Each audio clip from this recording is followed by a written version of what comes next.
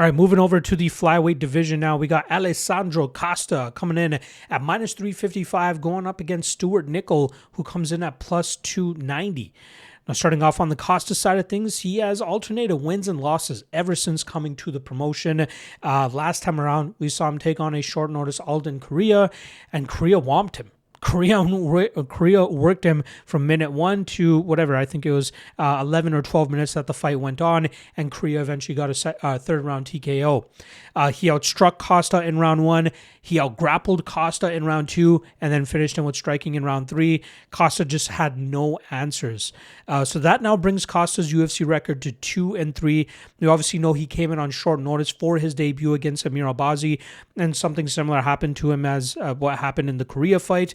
But when you see him on, right, he's a BJJ black belt. He has good top control and damage that he can inflict on his opponents. He has a nasty calf kick that if he really digs into those, he could really compromise his opponents, just as we saw him do against Kevin Borjas. And obviously, being at the side of Diego Lopez for as long as he has, I'm sure he's been making improvements himself. I believe he is a similar guy that, I believe was born in Brazil, but kind of just trains out of Mexico, similar to Diego Lopez. So it kind of makes sense why they are as close of friends as they are. I believe you've seen Costa in his corner a few times.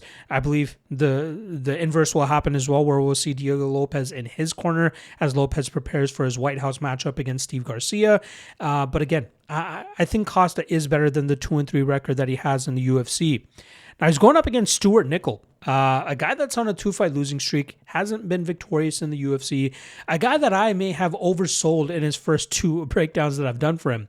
Going into the Aguilar fight, I thought that was a perfect one for him to flex his BJJ black belt, to stay away from the choke game of Jesus Aguilar, and then utilize his high volume, high output striking style to really chip away and outpoint Aguilar.